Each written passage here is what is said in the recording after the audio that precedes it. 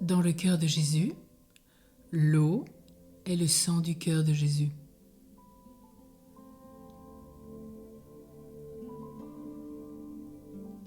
Lorsque le soldat Longin retira le fer de sa lance qui avait ouvert le cœur de Jésus, on vit sortir de cette plaie profonde de l'eau et du sang. Maintenant, si vous contemplez avec soin l'image de ce cœur adorable, le touchant symbole de l'amour que Jésus nous a donné, vous verrez encore des gouttes d'eau et de sang couler de cette mystérieuse blessure. L'eau coule afin que les hommes renaissent à la vie de la grâce par le baptême, dont elle est le symbole.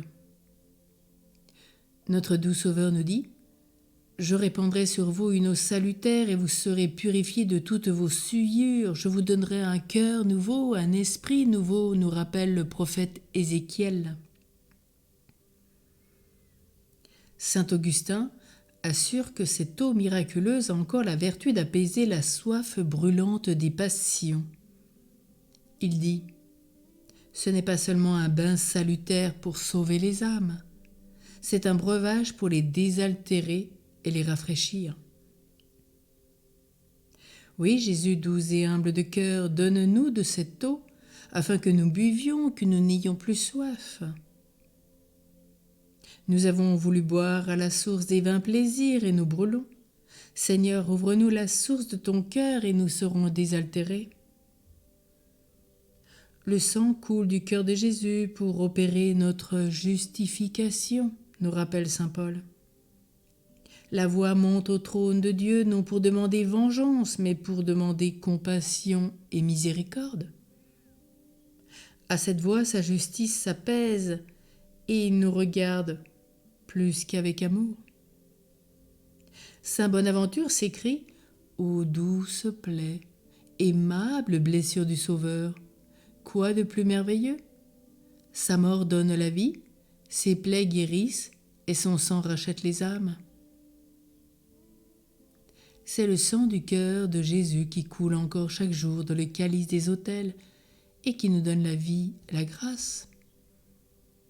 Oui, le vin sacré qui réjouit les âmes, c'est le sang de Jésus.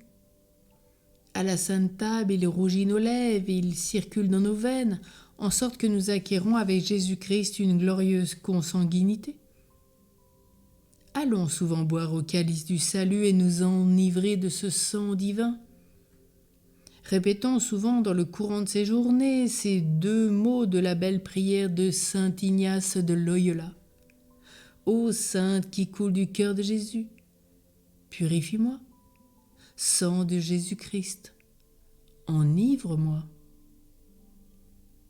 Lorsque vous baiserez votre crucifix, vous aimerez surtout à coller vos lèvres sur la plaie du cœur, comme pour y puiser les dernières gouttes de sang. Il y en a toujours.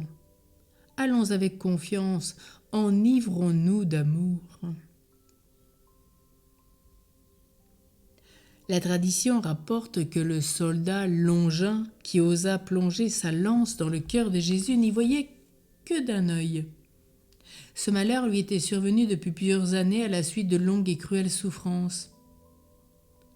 Quand il retira sa lance, une goutte de sang divin rejaillit sur sa figure.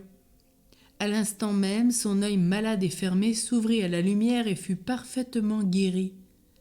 Son âme fut en même temps éclairée des lumières de la foi et son cœur aima tendrement le Dieu qu'il venait d'outrager. Admirable grâce du Sauveur, il guérit miraculeusement l'âme et le corps du bourreau qui a percé son adorable cœur d'un fer. Qu'il est précieux le sang qui jaillit de cette source d'amour. Longin ne fut pas ingrat, forcé de garder le tombeau du Christ après sa sépulture et témoin du grand miracle de la résurrection. Il publia partout qu'il avait vu et tout ce qu'il avait entendu. Les Juifs, n'ayant pu le corrompre par des promesses et des présents, obtinrent de Pilate qu'il fût mis à mort. Deux bourreaux reçurent l'ordre de le tuer. À cette nouvelle, Longin tressaille de joie, heureux de verser son sang pour celui dont le sang l'avait guéri et sanctifié. il commande à un serviteur de lui apporter un habit blanc pour solenniser la fête des noces célestes. Après avoir embrassé et béni 2 de ses amis qui l'accompagnaient au supplice, il fut décapité. Telle a été la mort édifiante de celui qui fut à la fois le bourreau et l'apôtre du cœur de Jésus. Ô puissance merveilleuse du sang jaillissant de cette plaie divine! Si une seule goutte a eu tant de vertu, que sera la source intarissable qui coule sans cesse sur l'autel? Oh oui, cœur de Jésus, combien tu nous as aimés! Que serions-nous devenus si nous n'avions pas été rachetés par ton précieux sang? Nous aurions été perdus et sans ressources. Tu es comme un baume inestimable sorti de la source d'un amour immense. Doux Sauveur, continue de répandre sur nous tous la rosée de ce sang salutaire, afin qu'il nous purifie de plus en plus et nous procure la gloire du ciel. Viens apaiser la soif brûlante de nos passions.